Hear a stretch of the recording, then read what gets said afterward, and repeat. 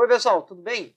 Bem, hoje a gente vai começar a nossa segunda aula, daí no caso oficialmente a aula 1, tá? Que a primeira foi a aula 0, eu dei esse nome, devia ter dado um outro nome diferente ali para não perder nas contas, mas hoje a gente vai ter uma introdução à mecânica. Na aula 0 lá dei uma introdução à física, explicando o que a física faz, qual é o que ela estuda, o que ela traz de avanços, e hoje a gente vai se remeter a essa área aqui, né, a mecânica.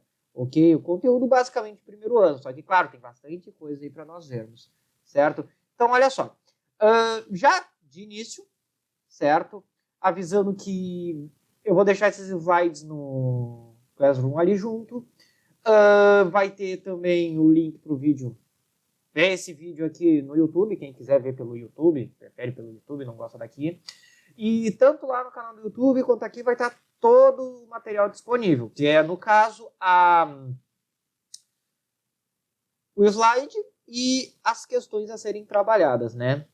Certo? Sendo que no Classroom vai estar as questões que daí vocês podem editar diretamente no arquivo, né? Escrever do lado da questão, escrever junto, em cima, ok? E o Classroom ele salva automático, tá? Então vocês podem simplesmente escrever as respostas de vocês e fechar. Vai estar salvo, ok? Daí vocês podem me mandar para entregar, quem tiver com dificuldades, ok? Não precisa fazer um arquivo novo, não.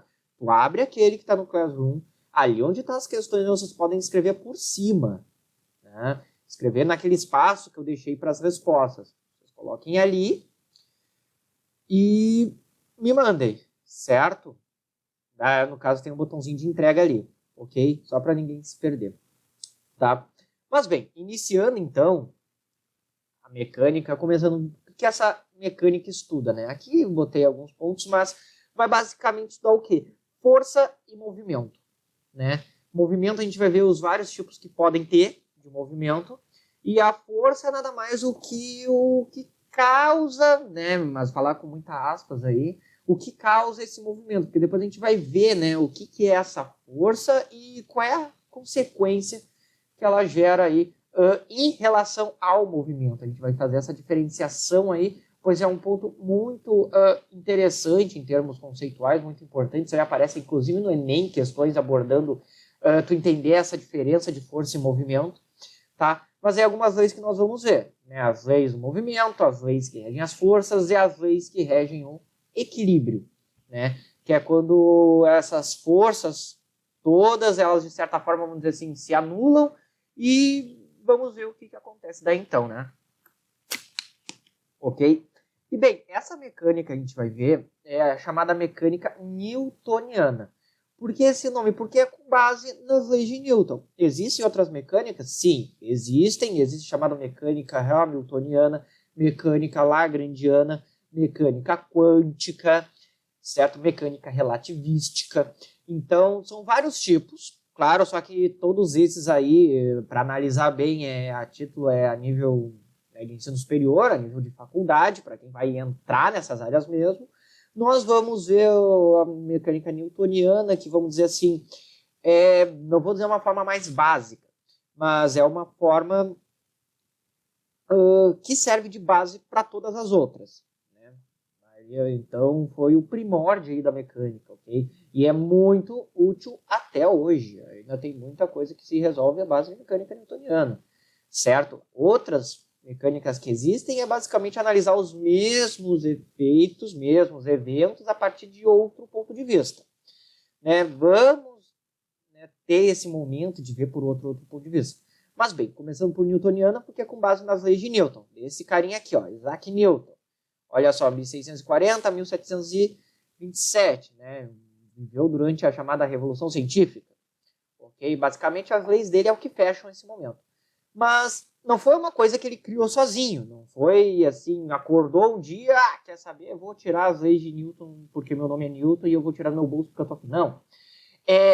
Foi algo que foi construído, demorou. Vou botar uma linha do tempo no próximo slide, mas ele teve influência de vários outros pensadores, vários outros cientistas que nasceram antes dele, e aqui são alguns nomes, porque, como eu falei na aula 0, toda essa parte de desenvolvimento, até a gente ver tudo bonitinho, é uma bagunça.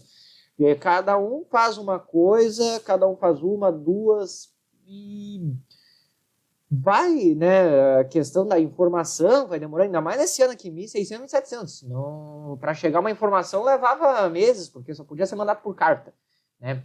Então, esse intuito de demorar para uma informação chegar de um lugar para outro, para conseguir juntar, aglutinar, aglomerar tudo isso e conseguir explicar em uma forma mais simples ou uma forma mais genérica, né, demanda tempo. Mas Newton se baseou em muita coisa desses caras aqui, principalmente, né, tanto que Newton diz que se eu enxerguei mais longe é porque subi em ombros de gigantes.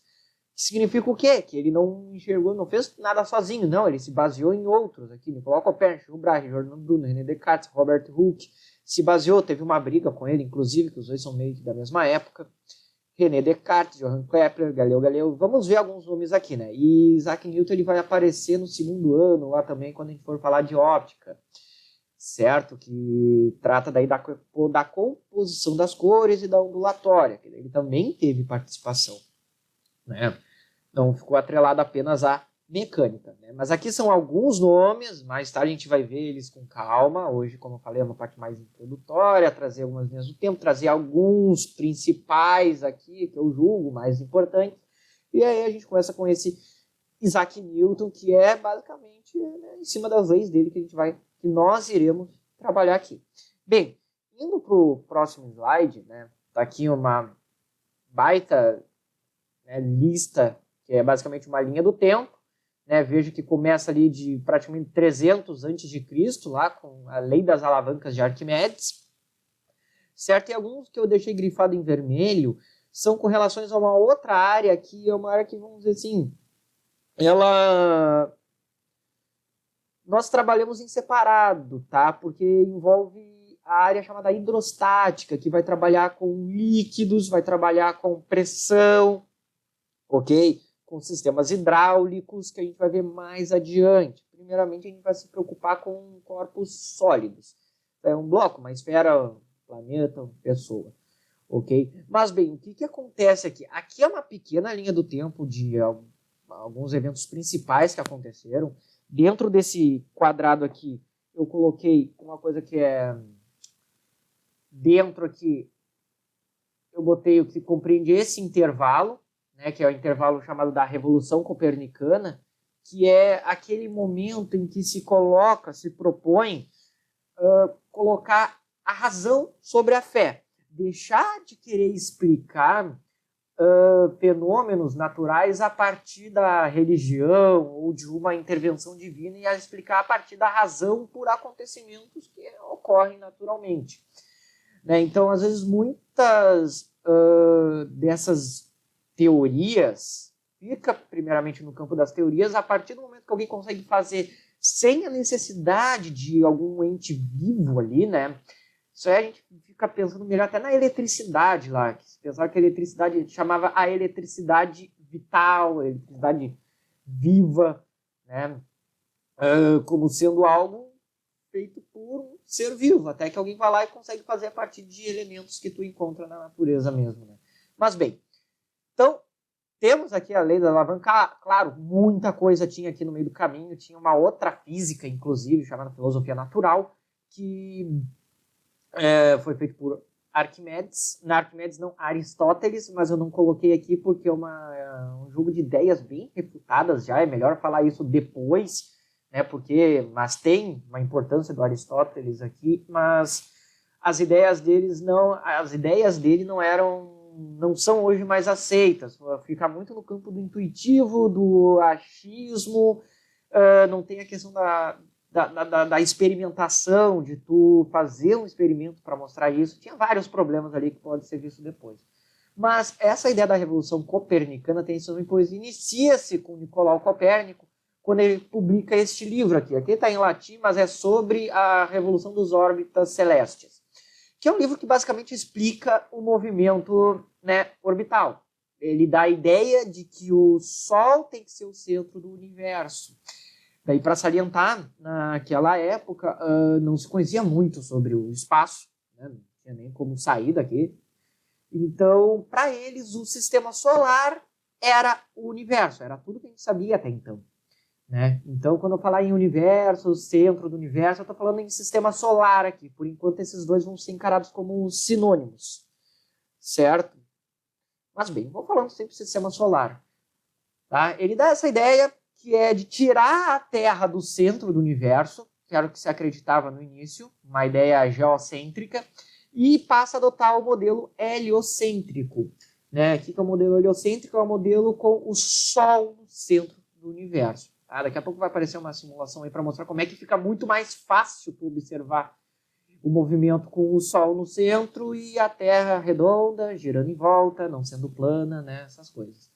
Aqui tem a teorema da pressão hidrostática por Simon Steven, certo? Um teorema bem importante, aí a gente vai ver após, ali, falando quando for falar de pressão e sistemas hidráulicos mais no final.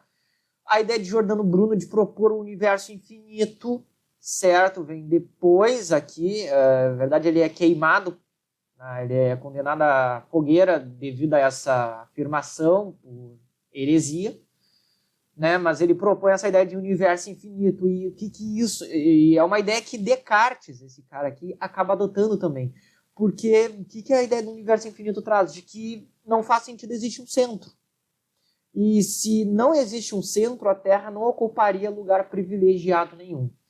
E tendo essa ideia, né, eu poderia muito bem, a Terra não sendo o centro de nada, ela poderia estar em qualquer lugar. É uma ideia que é aproveitada, inclusive, por Galileu, quando ele entra com a chamada noção de referencial, que nós vamos ver nas primeiras aulas ali após. Né? Que eu não vou abordar os conceitos mesmo depois. Agora é só citar os nomes, falar quem fez o quê, do que se alimenta, de onde vem. Certo? Bem, Galileu publica esse chamado Demoto, que é uma forma de propor que pode existir movimento sem a necessidade de alguma força. Tá? Como isso? Vamos ver depois, que é uma ideia que se embasa numa das leis de Newton. Kepler anuncia leis de movimentos orbitais, tá? Mas ele fica com, vamos dizer, ele não publica o livro dele por medo de acabar sendo morto, assim como Giordano Bruno e Nicolau Copérnico, né? Certo? Ainda mais porque esse aqui ele veio de uma época logo após o estabelecimento da Inquisição, porque Nicolau publica, né, seu livro no mesmo período ali, no mesmo ano praticamente, em que é restabelecida a Inquisição. Então, vamos começar a basicamente caçar esses caras, vamos dizer assim, né? Kepler acaba com medo disso, por mais que, né, já tenha passado bastante tempo do ápice, certo? Galileu com observações astronômicas muito importantes, que contribuem para essa ideia do Sol no centro do universo. René Descartes ele publica o chamado discurso sobre o método, que é basicamente a introdução da ideia do chamado método científico, que é a ideia de trazer a ciência por meio de observação, hipótese e teste. Né? Basicamente, vou trazer aqui daqui a pouco mais detalhes. Medida de pressão atmosférica, princípios da filosofia, René Descartes traz também, muito importante, que daí ele estuda a relação de colisões, ele traz uma proposta de algo que se conserva no universo, aí, lei de Hooke com ideia de molas, princípio de Pascal, sistemas hidráulicos, Christian Huygens, ideia de conservação dessa chamada quantidade de movimento, trazido por Descartes, esse Lens, que usa um conceito chamado de força de vis viva, que é o que a gente vai dizer depois, que é a chamada energia, que acaba sendo estudado só depois, aqui em 1807, por esse tal Thomas Young, e em 1788, pelo Lagrange, né, que é a ideia de energia, uma outra forma de ver a mecânica. Né? Mas até então se baseava nas leis de Newton, e aí a gente vai entender a diferença mais tarde. Né? Que daí quando ele fecha a Revolução Copernicana com o lançamento das leis e uma lei para gravitação. Né? Muito importante aqui, que é a ideia da gravitação universal, ou seja, uma lei que determina a gravidade de qualquer planeta. Certo? Bem, vamos para o próximo aqui. Certo? Então, o que eu trouxe aqui? Basicamente, eu trouxe um apanhado de alguns principais pensadores dessa época que contribuíram para a mecânica, começando por Nicolau Copérnico. Eu não trouxe tantos aqui, eu trouxe, deixa eu rever aqui, cadê?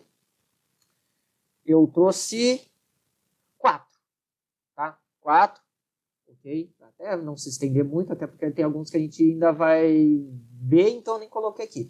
Mas o primeiro, o mais importante aqui, Nicolau Copérnico, por iniciar essa revolução, de fato, claro, já se pensava muito antes das ideias do Sol no centro do universo, ok? Até porque essa ideia não é exclusiva de Nicolau Copérnico, né? Já tinha gente trazendo essa ideia bem antes, mas ele que se oficializou por ele ter lançado, publicado, né, um livro com esta ideia, né? Então veja, ele publica um ano após ser restabelecido a Inquisição pelo Papa Paulo III, né? E ele acaba morrendo nesse mesmo ano dessa publicação, e a ideia dele é de propor o Sol como centro do universo, né? E a base dele, por mais né, de ideal, vamos dizer assim, um ideal iluminista aí, de querer explicar pela razão, ele traz, né, um princípio religioso. A ideia dele é de que como o Sol ele é a fonte de vida, certo?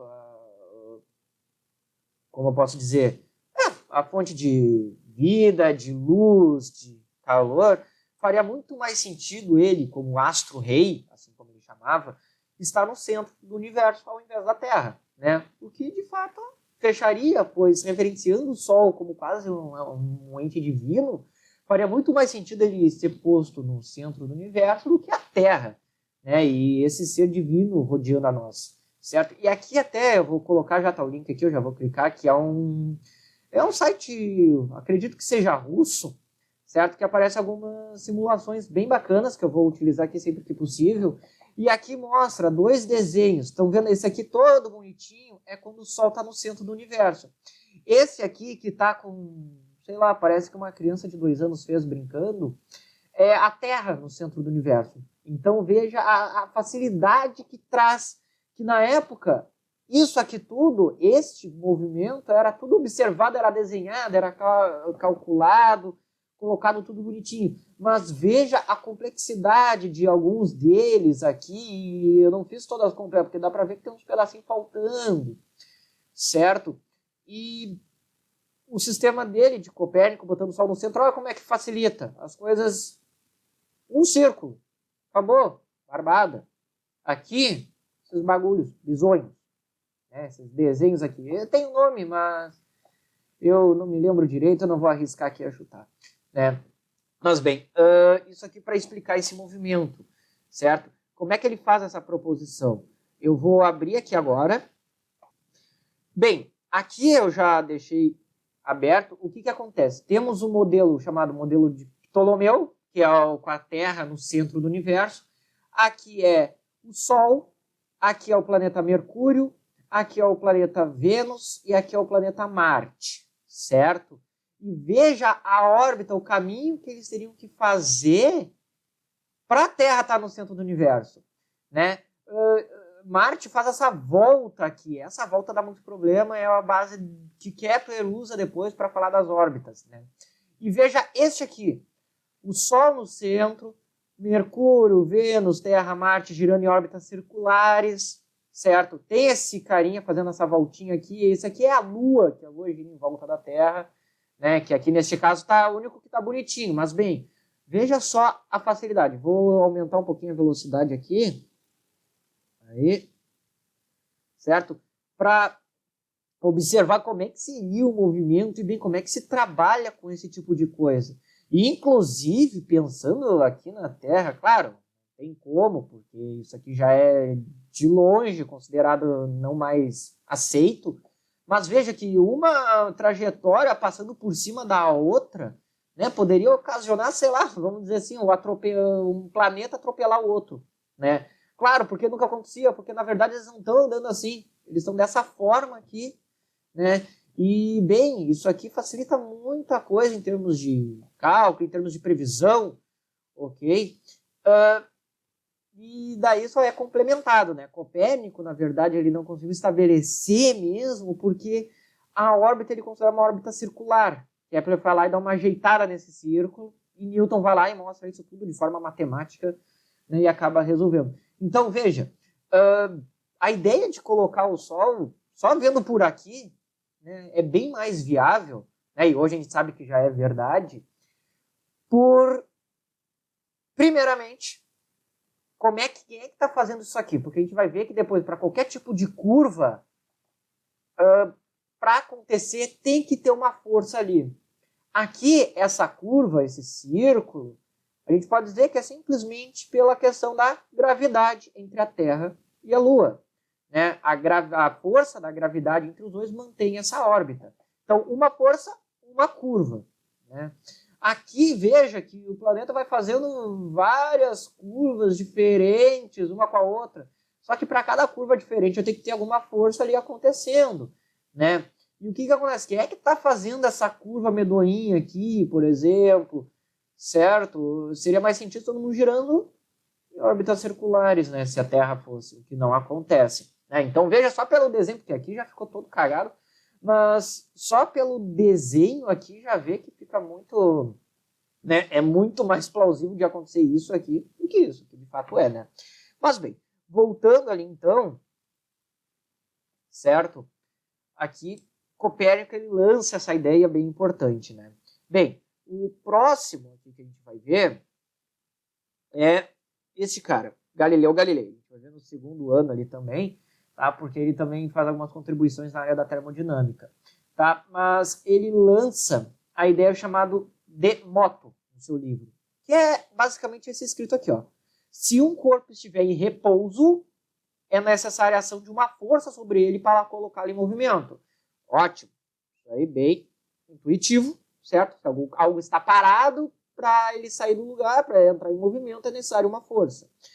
Uma vez iniciado o movimento, cessado a ação da força, ou seja, não tem essa força mais, o corpo continuará a se mover indefinidamente em linha reta com velocidade constante. Certo? Então, o que ele quer dizer com isso? Se não tiver algo para parar esse corpo, daí seja um atrito, seja uma resistência do ar, seja um vento que for, se não tiver isso, esse corpo não vai cessar o seu movimento, ele vai seguir em linha reta constante. Newton usa isso para introduzir a chamada lei da inércia, que é o que possibilita, por exemplo, a aplicação dessa lei, movimento dos movimentos orbitais, né? Porque a Terra, lá naquele slide que a gente viu agora atrás, né? Porque a Terra aqui, ela não é freada em algum momento, simplesmente pelo fato de que ela não tem o que faça ela parar, né? Mas tem essa força da gravidade, essa força faz ela ter a órbita, mas não freia ela, entre aspas, aí, né? Certo? Então, ele lança essa ideia. Outra coisa importante, ele descobre as 4 luas de Júpiter, né? As 4 primeiras, né? Júpiter tem bem mais, certo? Que é a Calisto, Ganimedes, Europa e Io. E aqui é a nossa luazinha em efeitos de comparação, né? Então, veja, os tamanhos bem aproximados, certo? E ao observar essas luas de Júpiter, ele percebe que as luas orbitam Júpiter. E nessa ideia, né, se os corpos menores orbitam o maior que é Júpiter, por que então o Sol tem que orbitar a Terra? Certo? Então ele pensou a mesma lógica, que é o que funciona para Júpiter não deveria ser diferente para a Terra. Ele já começa a querer trazer essa ideia de unificação, de que o que acontece no espaço tem que ser o que acontece na Terra. Né? Porque até então tinha uma diferença. Tinha as leis terrenas, que aconteciam na Terra, e as leis celestes, que aconteciam no espaço. Só que nessa revolução se começa a juntar esses dois e ver que, na verdade, é uma coisa só, né? Por isso que aqui a astrologia, por exemplo, é bem desenvolvida, porque como se pensa que no céu as leis são outras, leis celestes, divinas, então a astrologia estaria aí dentro. Depois se vê que isso, na verdade, não é uma ciência, a astrologia é só algo, sei lá, pensado a cunho místico, certo? Mágico. E deixa de ser uma ciência e vemos que a astronomia agora é uma ciência que estuda os astros e que usam as mesmas leis que a gente usa aqui na Terra. Né? O universo respeita um jogo de leis só. Né? E também observa isso aqui, ó, manchas solares. Né? Porque o que acontece? O Sol, se a gente tentar ver o Sol daqui, a gente não vai ver mancha nenhuma. A gente vai ver disco amarelo por alguns segundos, depois o olho vai arder. Mas com o telescópio ele conseguiu observar manchas, né? Aqui é uma foto, não, ele tirou, né? Ele fez um desenho, até porque não tinha máquina fotográfica na época, mas ele percebeu a existência de manchas. Hoje a gente sabe que o Sol tem várias manchas. Recentemente publicaram aí a foto com a melhor resolução do Sol e veja que ele é todo granulado, na verdade, né? Mas essas manchas, qual é a importância delas, né? É de que se o Sol tem manchas, o Sol não é perfeito. E na crença religiosa, tudo que é divino tem que ser perfeito. Então, se o Sol, que era divino, tem imperfeições, então ele não poderia ser divino, ele deveria ser só alguma coisa que existe no universo. E de fato a gente vai ver que ele é na verdade uma estrela e tipo estrela anã, né? Não é nenhuma estrela grande, né? Ele cabe na classe mais baixa ali das estrelas anãs. Certo? Então tem essas descobertas, graças ao aperfeiçoamento do telescópio, né? Que ele observa as luzes, observa o Sol, traz essas ideias. Ele também introduz a ideia da experimentação trazida lá por Descartes. Né? Ele diz que o Galileu e Descartes eles são os pais da física, da ciência moderna, okay? Justamente por trazer a ideia de tu começar a ter conclusões a partir do experimento, da observação. Tu vê o que acontece na natureza e daí tu tirar as leis disso. Porque para Aristóteles lá, tu podia pensar tudo a partir da mente. Era a mente que fazia tudo funcionar. Por isso a ideia de achismo, por isso achar que o Sol era perfeito, era uma divindade. Não, ele observa, vê que o Sol não é perfeito, e a partir dessa observação o Sol não pode ser um ente divino. Então ele observa, por mais que não goste, não agrade a ideia, bem, é a conclusão que se tira. E a física passa a ser essa ideia de que é uma ciência que descreve o universo, né? Descreve as leis do universo, ou seja, o que acontece, como é que funciona, não como é que a gente quer que funcione, né?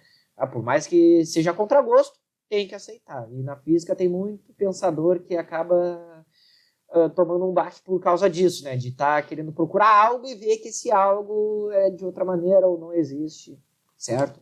Mas bem, indo para o terceiro aqui, René Descartes, tá? Ele traz a ideia do método científico, okay? Ele publica, Galileu, ele começa com a ideia de experimentação, mas de forma bem rudimentar, até porque está recém começando aí o desenvolvimento de uma ciência.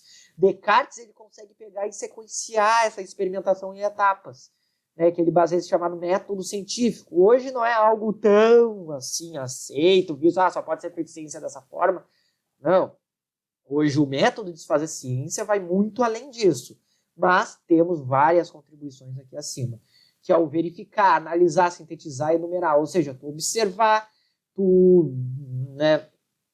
ver o que está acontecendo, tu obter dados ali, que é a área de sintetizar e enumerar. Então tu vai observar, tu vai tirar dados, tu vai expor hipóteses, tu vai fazer testes sobre essas hipóteses e ver se elas fecham. Ok? Ele também cria uma coisa que é chamada geometria analítica, né? O pessoal que está primeiro vendo as funções de primeiro grau, agradeço a esse carinha bonito aqui, certo? Pois o plano cartesiano é uma criação dele, ou seja, tu colocar tudo numa função, botar num par de coordenadas, aqui tem um númerozinho, é um 5, aqui é um 10, botar aqui o ponto, 5, 10, por exemplo. Né? Ele cria esse plano, daí cria junto a chamada geometria analítica, tu conseguir analisar eventos a partir da matemática. Então a matemática ela passa a entrar aqui como uma ferramenta muito útil para previsão, para estudar o comportamento e para também previsão de outros fenômenos que não se sabiam. Né? Muita coisa hoje, por exemplo, buraco negro, que foi recentemente encontrado, foi algo previsto por Einstein. Né, a partir das equações. Ele previu que poderia existir e recentemente se tirou a foto de um deles. Já havia se detectado, mas a imagem em si foi recente. Né? E Einstein é lá de 1900, ou seja, 120 anos atrás. Né? E aqui uma ideia que ele traz, que é uma ideia de conservação. O que eu quero dizer com isso? Tem uma certa quantidade total de algo no universo e esse algo não vai mudar, não vai diminuir, não vai aumentar, certo? Que é basicamente pensar assim, conservação de quantidade de massa, por exemplo, ou quantidade de alguma coisa, quantidade de moedas, tu tem dentro de um pote, Se aquele pote está fechado, a quantidade de moedas não vai mudar ali. Tu não vai ter moeda a mais, moeda a menos. Né? Tu vai ter a mesma quantidade. E o pote, para ele, poderia ter sido o universo, e a moeda, o que ele chama de quantidade de movimento. Que a gente vai ver que temos outras coisas aí. Daí ele diz aqui, ó, vou ler, que Deus é imutável e de que, por agir sempre da mesma maneira, produz sempre o mesmo efeito. Pois suponha que ele tenha posto certa quantidade de movimento em toda a matéria em geral, desde o primeiro instante em que a criou, é preciso admitir que conserve sempre a mesma quantidade, ou então não acreditar que haja sempre do mesmo modo. Ou seja, o que ele quer dizer? Que essa coisa que ele chama de quantidade de movimento possui um valor total, né, a nível universo inteiro, e que esse total não vai mudar, vai sempre se manter, de forma que pode ali dentro alguém reduzir essa quantidade, desde que o outro aumente, né? Então é aquela coisa na natureza, nada se cria nem se destrói, tudo se transforma, né? Só que aqui ele traz uma ideia um pouco diferente, né? Mas que a gente pode interpretar como basicamente a mesma coisa, né? Só que ele chama de quantidade de movimento, certo? E para finalizar aqui, o cara que encerra, né? Isaac Newton. O que ele faz? Ele publica, né, neste ano, 1687, as chamadas leis de Newton e junto à chamada lei da gravitação universal. Ou seja, ele explica, né, como é que funciona a gravidade, diz que essas órbitas circulares ocorrem devido a uma força, né? Pois antes disso se pensava na chamada inércia circular, de que esses corpos iam andar em círculos porque andam em círculos. Né? Uma coisa que Galileu era meio contra, que para ele a inércia era para ser em linha reta só. Só que o que faz a curva? Newton traz uma força gravitacional. E, claro, o modelo que ele traz é embasado em muita gente, porque tu não consegue, vou pensar numa conta e sair fazendo ela louca. Não, tem uma base toda, tem toda uma construção histórica demorada aí. Né? A gente viu ali que a Revolução Copernicana começou, em 1543, termina em 1687, ou seja, temos quase 150 anos aí de desenvolvimento dessa área da mecânica, dessa revolução, para fazer aceitarem que o Sol é o centro do universo, que hoje é o Sistema Solar. Né? Ou seja, o Sol é o centro do Sistema Solar. Né? Mas, bem, esse livro, ele publica tudo isso no livro chamado Principia, né? Princípios Matemáticos da Filosofia Natural. Tá? Ele dá esse nome porque ele não gostava do termo mecânica. Né? O termo mecânica foi trazido por Galileu. Né? Ele chamava de filosofia natural por não gostar muito, vamos dizer assim, do termo. Né? Mas, claro, acaba virando mecânica newtoniana. Daí o nome da área é em homenagem a ele. Ele traz o conceito de inércia, esse conceito que Galileu diz de o movimento permanecer em linha reta e de velocidade constante. Ele traz a ideia de força como um causador de aceleração. A gente vai ver o que é essa aceleração na física. E, como eu disse, o movimento da gravitação universal. Né?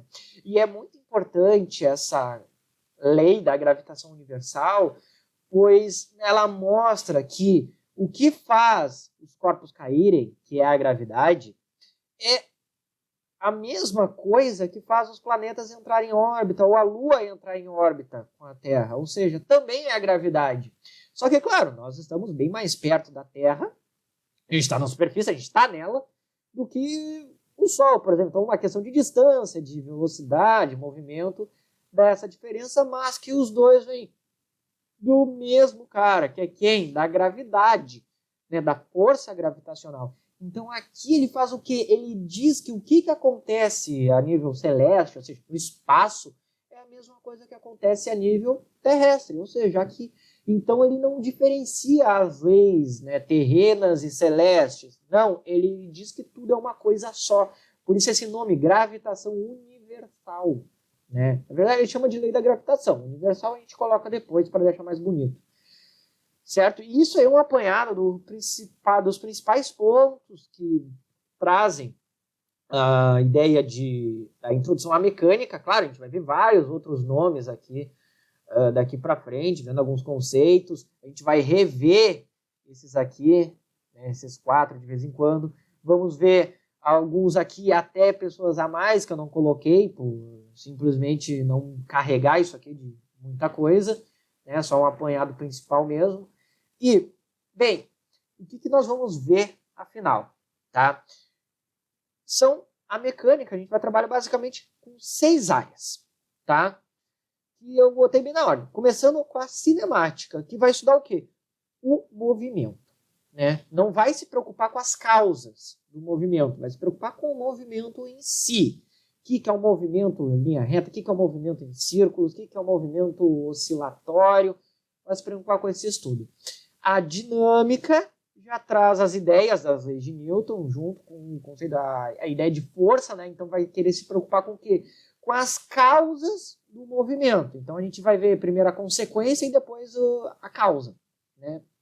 Após isso, tem o fenômeno das colisões, tá? Que Descartes ele entra com aquela ideia de quantidade de movimento a partir deste fenômeno, colisões. Que é o quê? O que o próprio nome já diz, né? Tu tem um corpo, tem o outro, um bate no outro, tem uma colisão. Acabou. E esse fenômeno é o que dá base para Descartes trabalhar com essa ideia, que é aproveitada por Newton. Estudos da hidrostática, que são baseadas também nas ideias de Newton, só que como a gente não trabalha com corpos sólidos, trabalha com líquidos, e líquidos têm comportamentos assim, estranho, porque é líquido, ele flui, ele vai, se espalha sozinho, então tem uma areazinha para ele. Alguns tópicos de astrofísica, astronomia, na verdade, mas botar astrofísica aqui fica mais bonito, eu gosto mais do nome, certo? Que é justamente analisar essa lei da gravitação de Newton. E também esse cara chamado energia mecânica, né? Que é um conceito que não é trazido por Newton, é um conceito que é trazido depois, lá por 1800, eu coloquei aqui, ó, lá em 1788, por Lagrange, que ele introduz o conceito de energia mecânica, que é uma outra forma de analisar as leis de Newton, né, que para muitos casos é bem mais fácil, tá?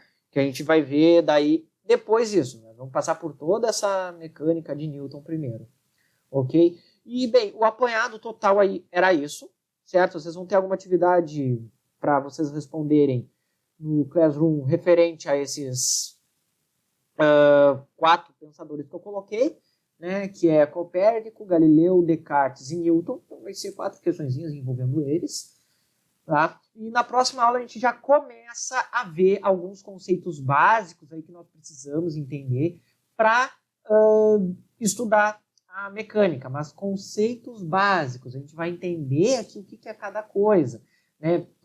Antes de falar em movimento, falar da ideia de referencial, né?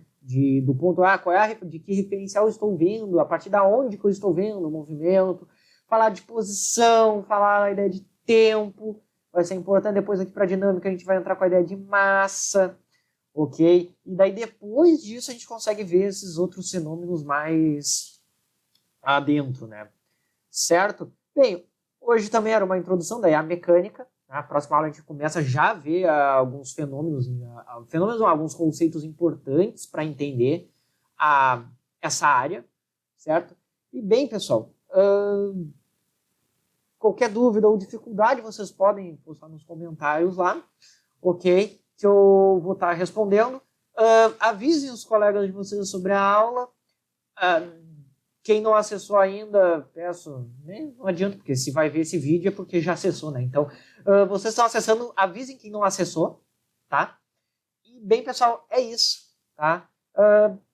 Bem, bons estudos para vocês e até a próxima.